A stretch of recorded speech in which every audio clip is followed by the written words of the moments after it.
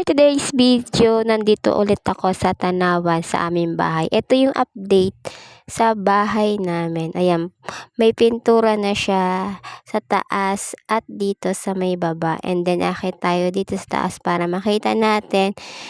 Yun, tapos na, meron na din siyang kwarto. Ito, dalawang kwarto niya.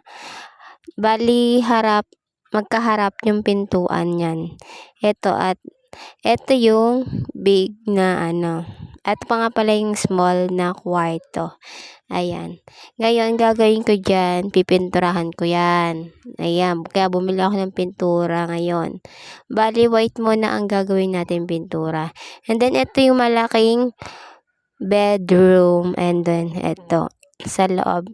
Ito naman, konti na lang matatapos na siya. Kulang na lang siyang pinturahan dito sa may kesame. And then, dito sa baba, kailangan pang pinturahan ulit. Ayan, nag-umpisa na ako magpintura dito sa maliit na kwarto.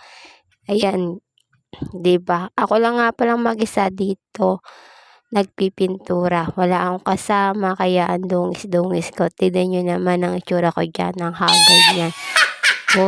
Puro alikabok pati, 'di ba? Sabi ko, ako na lang magpipintura dito. Ayan, 'di ba?